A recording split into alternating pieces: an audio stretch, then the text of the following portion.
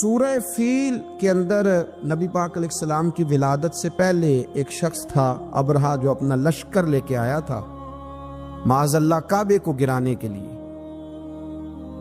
تو بڑے بڑے ہاتھی اس کے ساتھ تھے، تو اللہ تعالیٰ نے چھوٹے چھوٹے ابابیل بھیجے، ان کے منہوں میں کنکر تھے، انہوں نے وہ کنکر برسائے تو وہ ہاتھی مر گئے. اس صورت میں اس کا ذکر ہے الم تر کیف فعل ربک باصحاب الفیل. کیا آپ نے ملاحظہ نہیں کیا کہ آپ کے رب نے ہاتھی والوں کے ساتھ کیا سلوک کیا؟ حضور نے ہمیں اپنی سیرت نور سے ایک پیغام دیا ہے کہ دنیا میں تمہارے مکانات نہیں، تم نے یہاں رہنا ہے مسافروں کی طرح. تمہارے لیے نا عالی شان محلات اور تمہاری مرضی کی آسانیاں اور سہولتیں وہ ساری رب نے جنت میں تمہارے لیے تیار کی. درویش تھے دلی کے، بہت سارے لوگ مرید تھے. ایک بڑا خدمت گزار مرید تھا، مزدوری کرتا تھا، غریب تھا. تو 6 بیٹیاں تھیں اس کی.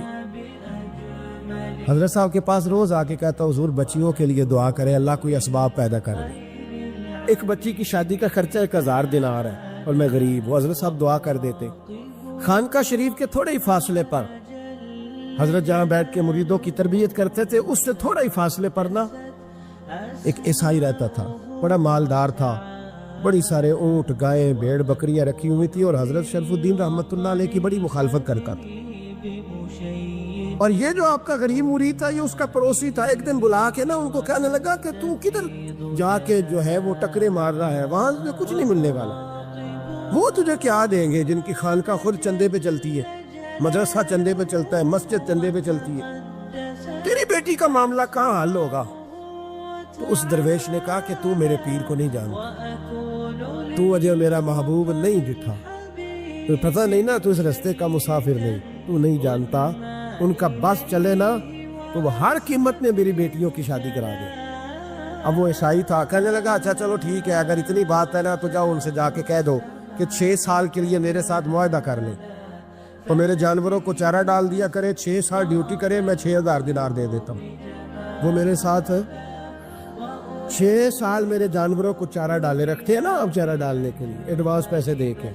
اب تو لوگ انہیں بھی غلام ہی بنا لیتے ہیں، بڑی تھوڑی تنخواہ دیتے ہیں، ظلم کرتے ہیں، پورا معاوضہ نہیں دیتے. حضرت شیخ شرف الدین کے بارے میں وہ کہنے لگا جب اپنے پیر سے جا کے کہہ کہ میرے جانوروں کو 6 سال چارہ ڈالے، میں 6000 دے دیتا ہوں، تو جو کہتا ہے ہر قیمت پہ جانے کو تیار ہے. اس نے جب یہ بات کی تو مرید نے ناراض ہو گیا، وہ لڑائی ہو گئی، گریبان پکڑ لیا، جھگڑا ہوا، بات بڑی دور گئی. اس طرح کی بات کرتا میرے حضرت کے بارے میں، تیرے جیسے کئی میں وہاں کام پہ رکھا دوں. جب وہ بڑی بحث ہوئی، بات محلے میں، علاقے میں پھیل گئی، دنیا نے سن لی، تو شیخ شرف الدین تک بھی پہنچ گئی. اس طرح جھگڑا ہوا ہے. لوگ سو گئے عشاء کی نماز کے بعد. حضرت صاحب نے نا سر پہ کپڑا لیا، اس عیسائی کے دروازے پہ دستک دی. وہ باہر آیا، فرمانے لگے لوگ تو سوچ سمجھ کے ملازم رکھتے ہیں، تو نے بھی تو سوچ ہی لیا ہوگا، تبھی تو مجھے آفر کی ہے. تو اپنی آفر پہ قائم ہے؟ واقعی مجھے رکھ لے گا اور 6000 دینار دے دے گا؟ کہنے لگا جا بابا کام کر اپنا. فرمایا نہیں، تو نے اتنے لوگوں میں بات کی، اتنی بحث ہوئی، تو قائم ہے؟ کہنے لگا میں تو قائم ہوں، پر آپ نے نہیں قائم رہنا. فرمایا میں سوچ سمجھ کے آیا ہوں. اس نے کہا آپ ڈیوٹی کریں کہ بھینسوں کو چارہ ڈالیں گے؟ فرمایا ایک شرط، بس جب اذان ہو جائے نا تو مجھے رب کی نماز پڑھنے کی اجازت دے دینا، باقی صبح و شام جو تو کہے گا. اگر اس غریب کی بیٹیاں بیائی جائیں تو مجھے اور کیا چاہیے؟ اس کی 6 بیٹیوں کا بوجھ ہے اس کے سر پہ، تو مجھے رکھ لے. اللہ اکبر. وہ کہنے لگا چلے پہ میرے ساتھ خط بندگی کر لے. آج کل ہم اسٹام کرتے ہیں، اس زمانے میں خط بندگی ہوتا تھا، غلامی کا خط، قاضی شہر کے پاس. یعنی اس کا خیال تھا کہ چلو اسٹام کی بات کروں گا تو بھاگ جائیں گے. فرمایا چل میں تیار ہوں. قاضی تک گئے، طے ہو گیا، 6000 دینار دے دیے. حضرت نے مرید کو بلایا، فرمایا پتر یہ لے جا، جا میری بیٹیوں کو روانہ کر دے. کہنے لگا حضور یہ کیا کر رہے ہو آپ، کچھ سوچے؟ فرمایا یار جب تجھے بیٹا بنا لیا تو پھر میری پوتیاں تو لگتی ہیں نا، میرا حق تو بنتا ہے نا، جا کے ڈیوٹی کر، ان کو بیاہ دے. بات پھیل گئی. بادشاہ بھی عقیدت مند تھا، وہ 12000 دینار لے کے پہنچا. کیا بتاؤ ان رب کے بندوں کا دل کیسا ہوتا ہے، کیا درد ہوتا ہے، کیا رنگ. 12000 دینار لے کے بادشاہ آیا اور آ کے حضرت کو پیش کیے کہ حضور آپ دے اس عیسائی کو ڈبل دے اور جائے کام کرے. آپ فرمانے لگے تو پیسے دے، شرطیں نہ لگا. میرا جہاں دل کرے گا میں خرچ کروں گا. مجھے تو مزہ ہی اب آنے لگا ہے. ابھی تو لطف آ رہا ہے, ابھی تو ذائقہ آیا ہے کچھ کرنے کا. پیسے دینے ہیں تو دے, پابندی نہ لگا, جہاں میرا دل کرے گا میں. اس نے کہا حضور ٹھیک ہے رکھ لے. حضرت نے فجر مسجد میں پڑھی, جیب میں 12,000 دینار تھے. اعلان فرمایا بھی کسی اور کی بیٹی بھی بیٹھی ہے تو پیسے میرے پاس ہے. وہ 12,000 دینار بھی بانٹ دیا, اور 12,000 دینار بانٹ کے نا تو پھر چلے گئے کھیت میں چارہ کاٹنے. اس عیسائی کو کسی نے بتلایا کہ ان کے پاس تو 12,000 آیا ہے, پر تجھ سے جان نہیں چھڑائی انہوں نے. کہ وعدہ یہ ہوا تھا کہ 6 دیں گے تو جائیں گے, جب تک دیں گے نہیں تیرے گھر میں کام کریں گے.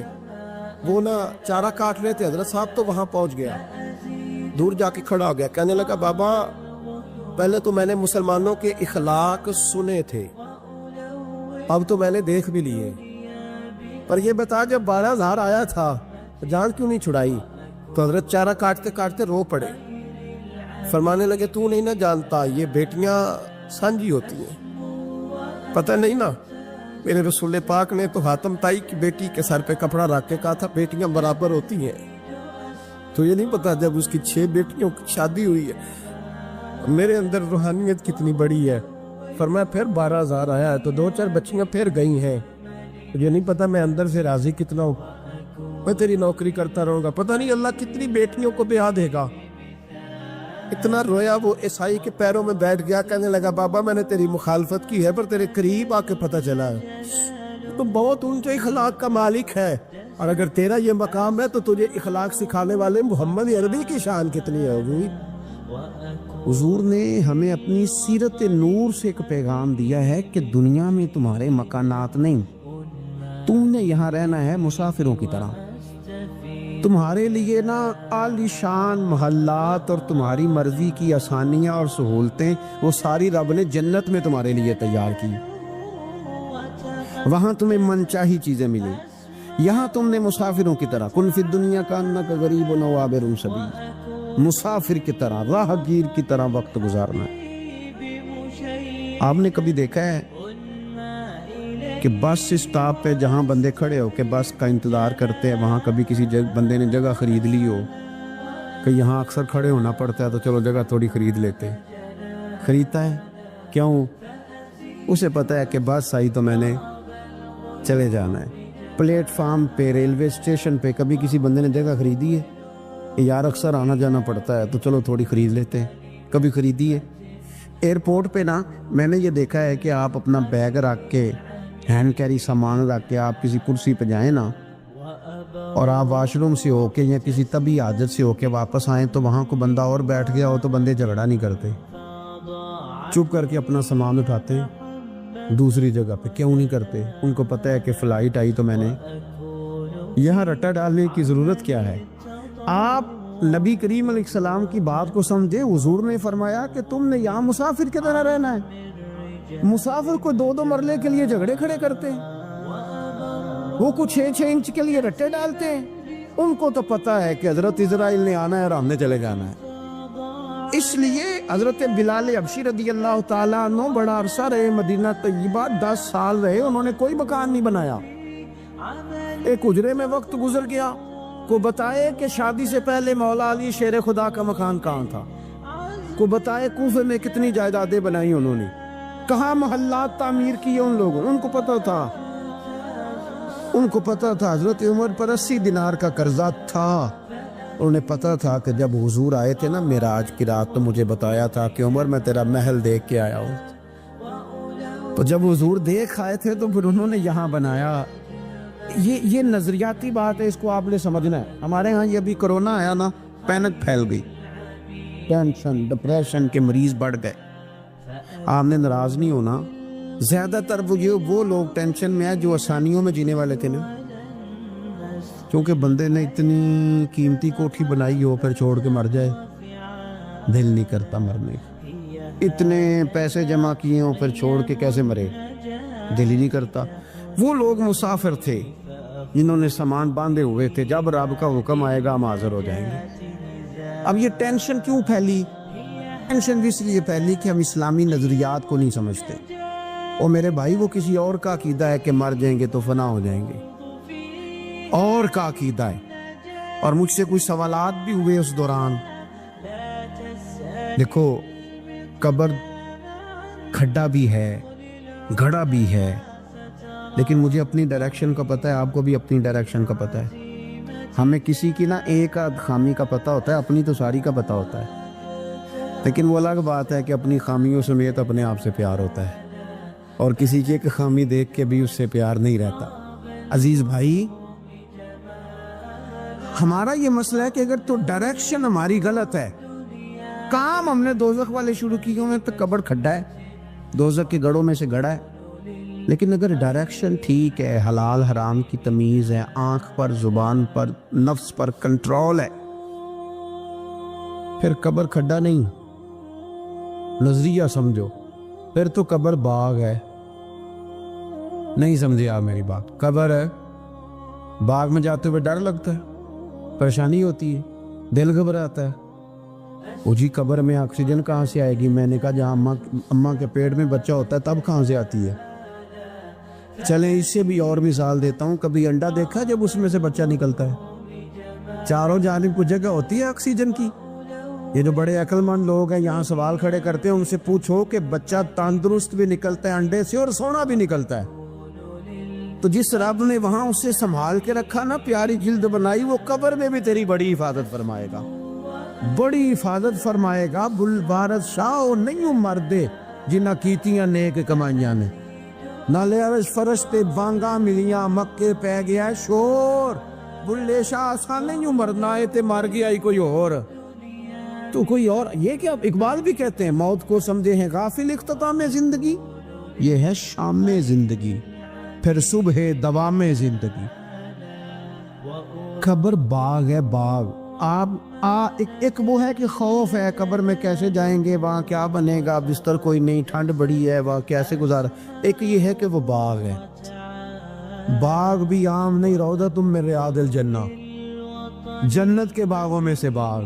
اور باغ عام نہیں جس کے نیچے نہریں رواں ہیں, اور باغ اتنی شانوں والا ہے کہ پہلی آنکھ کھلے گی تو زیارت چہرہ ودھا کی نصیب ہوگی. تیری سال حاضری ہوتی ہوں کوئی دانا ست میں نکوزات, دانا ست میں نکوزات. میری بات پر توجہ کر. جب آپ کا یہ نظریہ بن جاتا ہے نا کہ میرے لیے آگے بڑا کچھ ہے. جو لوگ یہاں سے گئے تھے نا سعودی عرب محنت مزدوری کرنے, انہوں نے وہاں مکان بنائے. میں نے دیکھا ہے کہ جس نے جو گیا تھا نا 35 سال پہلے, جو کمبل خریدا تھا واپس آنے تک وہی کمبل ہے, اور وہاں بیٹھ کے اس کو پتہ ہے نا میرا گھر پاکستان میں ہے, تو یہاں وہ ٹائلیں بھی لگواتا ہے. حالانکہ آ کے سال میں رہنا 15 دن ہے, 20 دن ہے, ٹائلیں بھی لگوا رہا ہے, تیاریاں بھی. کیوں؟ کسین بن گیا میرا اصل گھر ہے. یہ حضور ہمیں سوچ دیتے ہیں کہ تمہارا اصل گھر جنت میں ہے. اسی پنجابی سے ایک لفظ بول رہے ہیں, تم کدے سوچیا بھی نہیں ہوئے گا, بولتے ہیں نا جی. اس کا معنی کیا ہے کہ تیری سوچ سے, تیرے ادراک سے مابرا بات کر رہا ہوں. حضور کیا فرماتے ہیں؟ نبی پاک فرماتے ہیں تمہارے لیے رب نے جنت میں وہ نعمتیں تیار کی ہیں نہ کسی آنکھ نے دیکھی, نہ کسی کان نے سنی, اور فرمایا تمہارے دل پر خیال بھی نہیں گزرا ہوگا کہ اللہ یہ عظمت عطا فرمائے گا. اس کی طرف رغبت. یہ تو آپ آئے ہیں جاہل لوگ جو جنت کا مذاق اڑاتے. ہمارے بعض نعت خواں اللہ ماشاءاللہ, بعض ادیب, بعض شاعر, بعض واعظین, وہ کہتے ہیں میں جنت ہوگا دی گل کرنا. اگاں کتے جانا ہے تو یہی سارا کچھ ہے. جنت میں ہی اللہ کا قرب ملے گا اور یہی رسول اللہ کی زیارت بھی نصیب ہوگی. آگے کدھر جانا ہے تو نے؟ کون سی نئی جگہ بنا لی میاں تو نے؟ بات کو سمجھیں. اب حضور نے نظریہ دیا. حضرت عمر فاروق رضی اللہ تعالیٰ عنہ سرکار سے ملنے آئے. حضور نہ موٹے بان کی چارپائی پہ آرام فرما تھے, ہن تے پئی پنڈا اچ بھی بیڈ نے. بان دیاں چارپائیاں کتھے رہ گئیاں؟ کی آکھی دا سی مونج دی منجی, بولو نا یار. مونج دی تے جیڑی جیز چ ملدی سی اودے بس پاوے رنگین ہوندے سن. انجے یہ اوہو, لیکن کمال تھی نا یار. مکان کچے بندے پکے, محبت گہری, پیار زیادہ. حضرت عمر آئے، اللہ کے رسول آرام فرماتے بوٹے بان کی چارپائی پہ، حضور حضرت عمر کے لیے اٹھے تو کمر پر نا یہ جو موٹے بان کی چارپائی ہوتی ہے اس کے نشان پڑ جاتے ہیں، اور ہم نے دیکھے اکثر بزرگوں کی کمروں پہ نشان ہوتے، اکثر دیکھے۔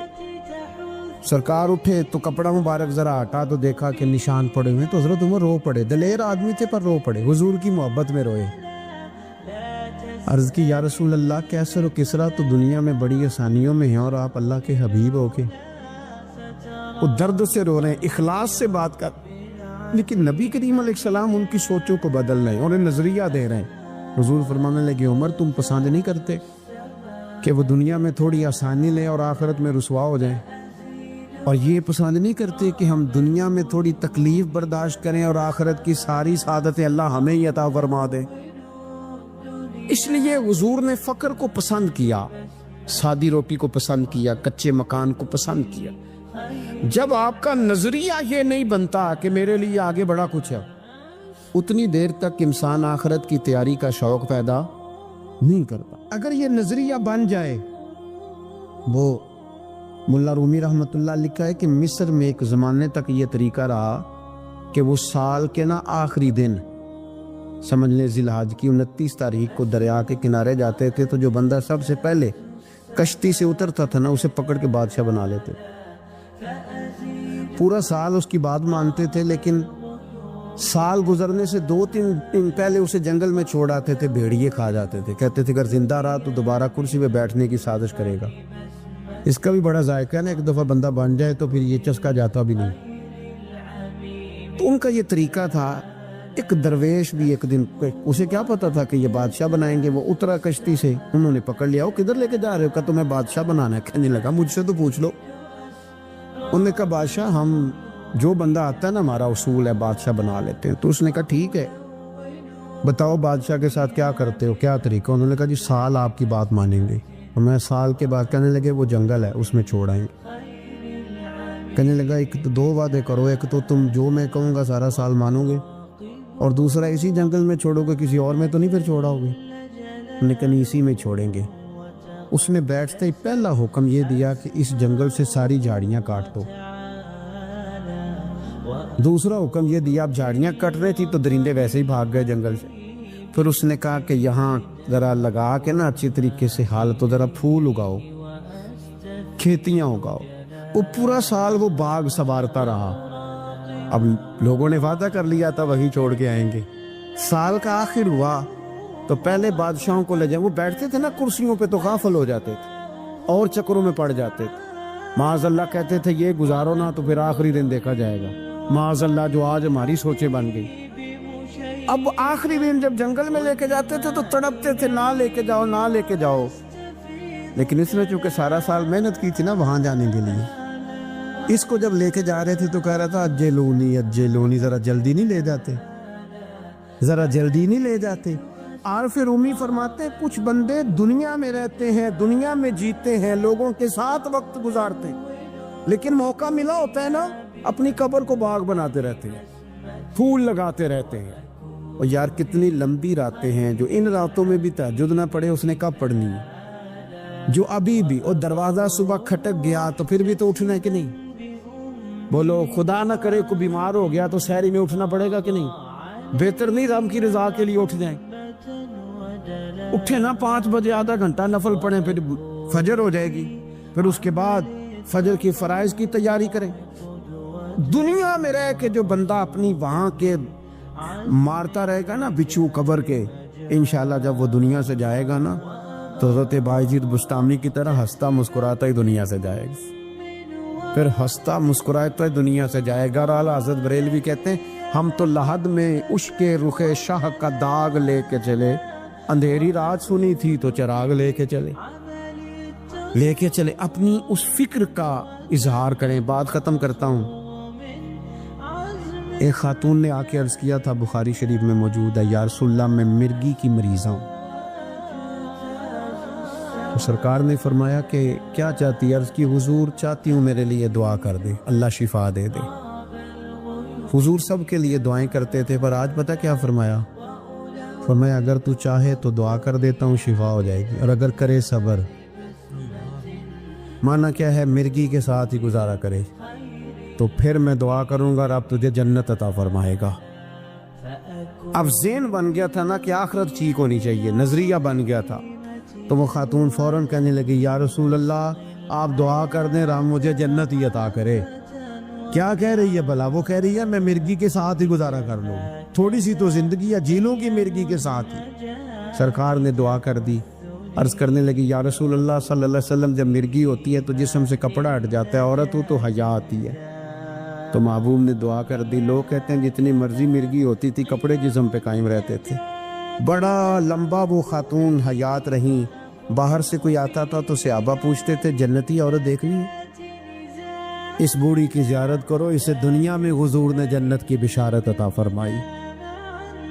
اپنی زندگی کے اندر دو باتیں میں نے آج جو حضور نے ہمیں سکھائی ہیں وہ آج اس اجتماع میں آپ کی خدمت میں عرض کی ہیں۔ دو، ایک تو بھروسہ اللہ پہ کرنا ہے، کچھ چیزیں رب پہ چھوڑ کے دیکھیں کرم ہو جائے گا، اور دوسری بات یہ کہ رہیں دنیا میں لیکن تیاری آخرت کی کریں۔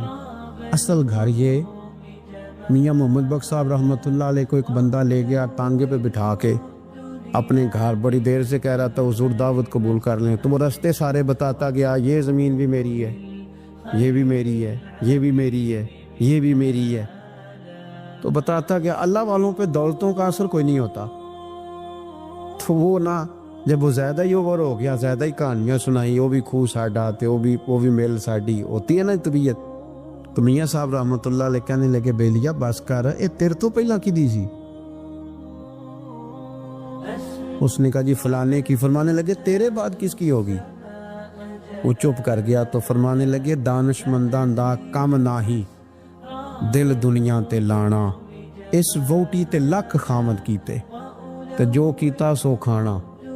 یہ تو بڑے خامد کرتی ہے، آج کوئی مالک تھا اور کل کوئی اور مالک ہوگا۔ ہم تو اصل وارث اس جگہ کے ہیں جو اب رسول جنت میں اپنے فضل سے عطا کریں گے۔ ایک تو یہ ہے کہ آپ لوگوں سے معافی لے، معافی مانگے۔ ہمارے ہاں نا معافی کا مزاج قبول کریں، جب کوئی بندہ معافی طلب کرے تو معافی، ہمارے ہاں معافی مانگنے کا رواج میں آپ یقین کریں سرے سے ہے ہی نہیں، بلکہ الٹا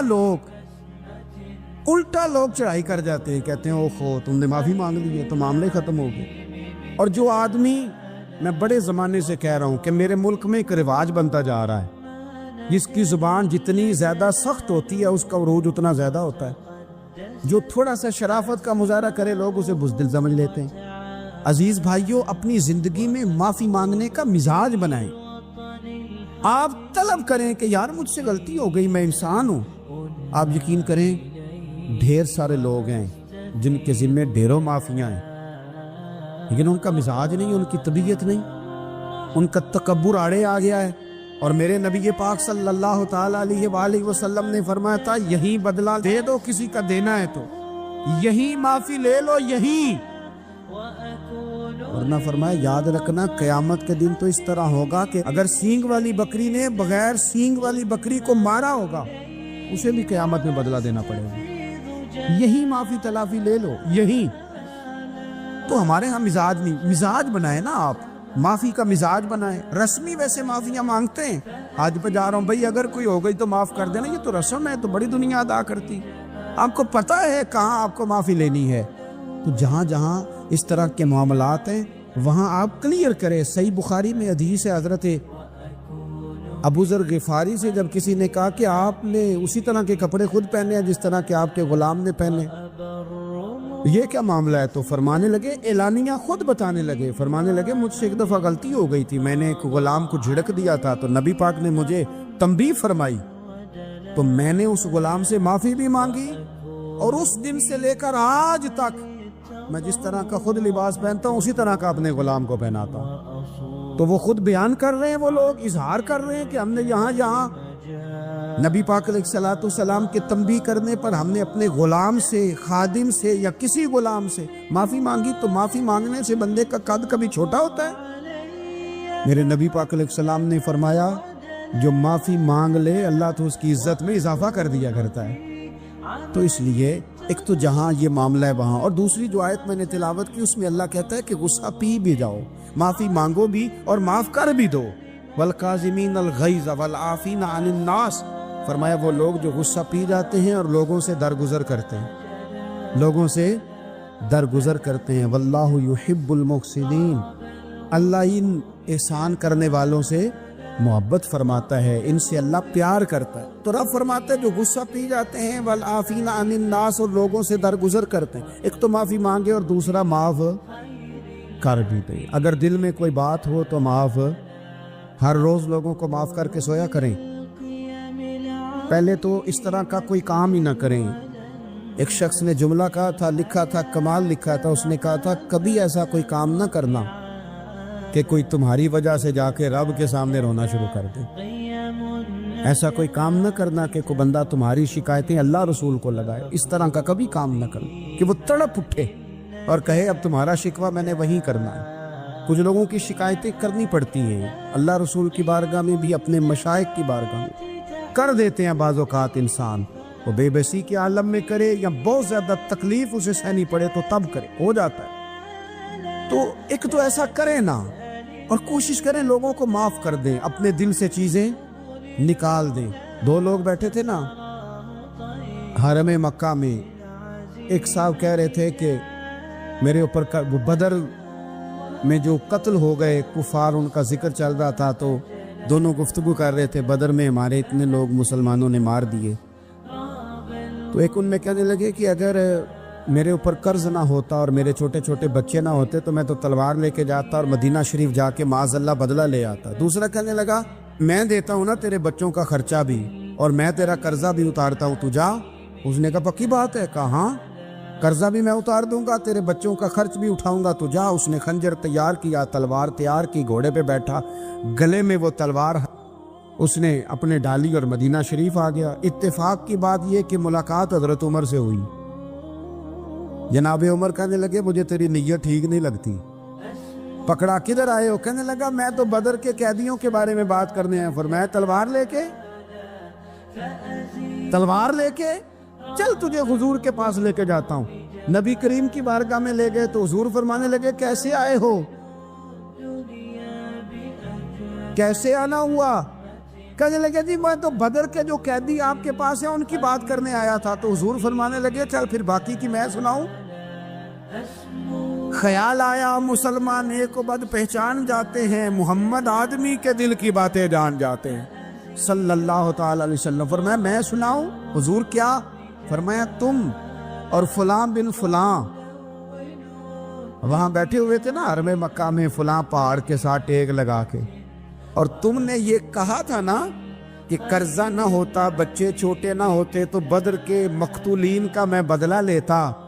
یہ سارا کچھ طے کر کے پھر آئے ہو تلوار لے کے، اور یہاں کہتے ہو میں قیدیوں کے بارے میں بات کرنے آیا تھا۔ اس کے تو پسینے چھوٹ گئے، وہ تو بے حال ہو گیا۔ اس نے کہا اس کا تو سوائے اس کے اور میرے کسی کو نہیں پتا، اور اگر آپ کو پتا چل گیا ہے تو پھر آپ اللہ کے سچے رسول ہیں۔